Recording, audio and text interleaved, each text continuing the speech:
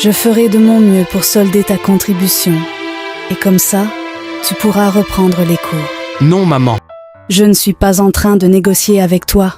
Je sais que ce n'est pas facile pour moi, et ça saute aux yeux, mais ce n'est pas à toi de prendre soin de moi. C'est censé être le contraire, et ce le sera. Et si j'ai déjà trouvé quelque chose qui pourrait nous aider? De quoi tu parles? Mon ami est d'accord pour m'aider. T'aider, d'accord. Mais t'aider à faire quoi? J'en ai aucune idée pour le moment, maman. J'en parlerai avec lui dans 2 jours. Il a promis m'aider. D'accord, mais sache que ma décision est prise. Peu importe ce qu'il te proposera, tu iras à l'école. S'il veut vraiment t'aider, qu'il le fasse en payant ta contribution. Comment veux-tu que je gagne de l'argent en allant à l'école, maman? Depuis quand tu es devenu si têtu? Anna, qui suivait la conversation depuis un bout de temps, s'est mise à pleurer.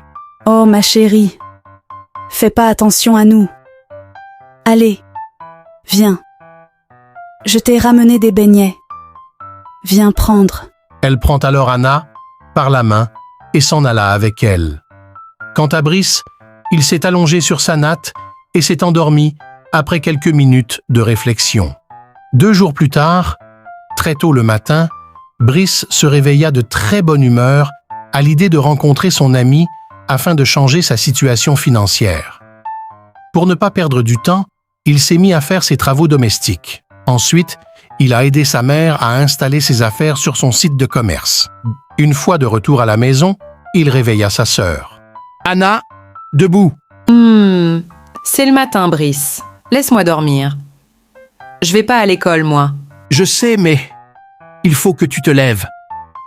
Tu dois te laver et ensuite on ira manger. Je dois sortir aujourd'hui. Et il faut pas que je sois en retard. Tu vas où? Chercher une solution, comme la dernière fois, ma petite sœur chérie. Tu as entendu ce que maman a dit hier. Il faut que tu retournes à l'école. Maman ne sait pas ce qu'elle dit, Anna. Elle comprend pas du tout ce que je ressens. Tu crois que ça me fait du bien de te voir à la maison? Et ton éducation à toi? Elle peut payer ta contribution et laisser la mienne pour le moment. Si c'est nécessaire, je recommencerai plus tard, mais pour le moment, je dois trouver assez d'argent pour nous aider à sortir de cette situation. Tu n'as pas envie de manger de bons repas et de dormir confortablement au lieu de le faire sur cette natte? Si maman a dit qu'on doit faire avec ce qu'on a. Va te laver, s'il te plaît. D'accord, grand frère.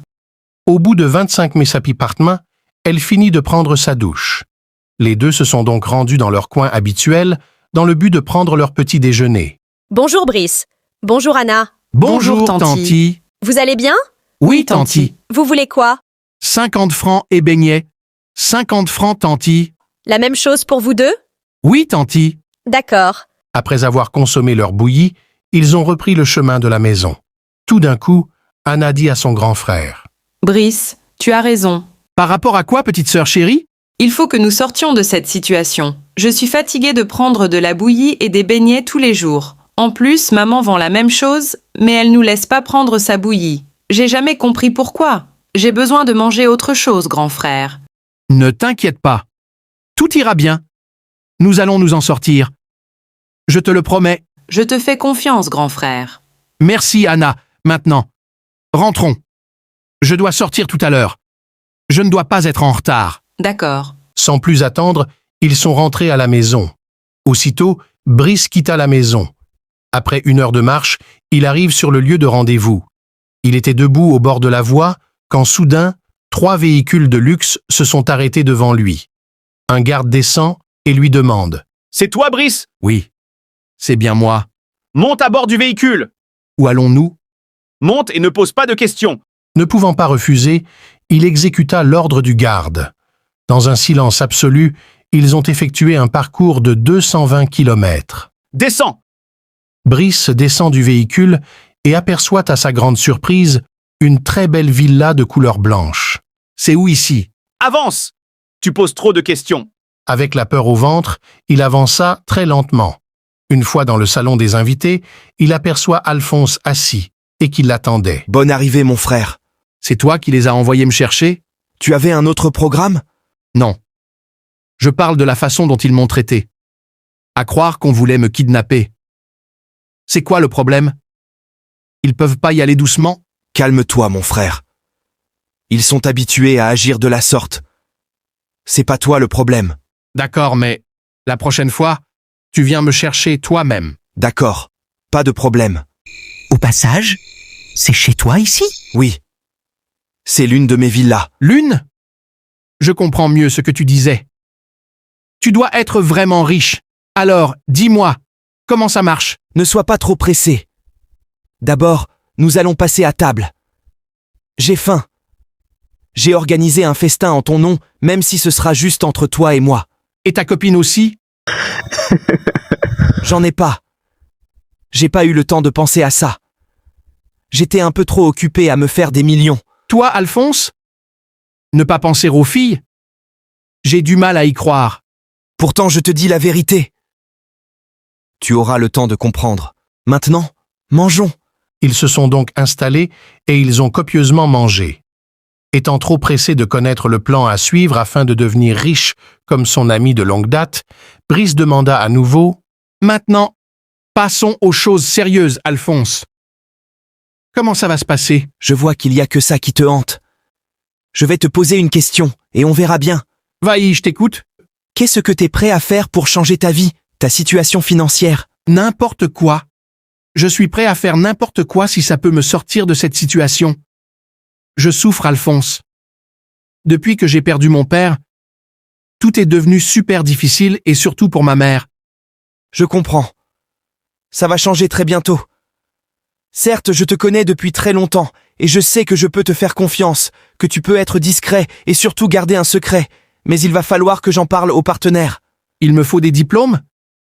J'occuperai quel poste? Tu sais bien que j'ai pas encore mon bac.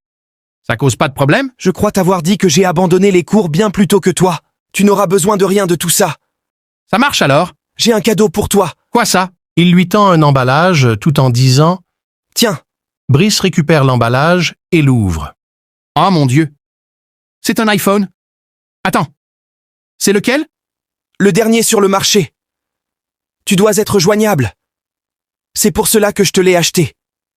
Mon numéro est enregistré dans le téléphone. Fais-moi signe quand tu auras acheté ta SIM. Compte sur moi. Et fais attention à l'emballage. Il y a autre chose à l'intérieur. Tu vérifieras une fois à la maison.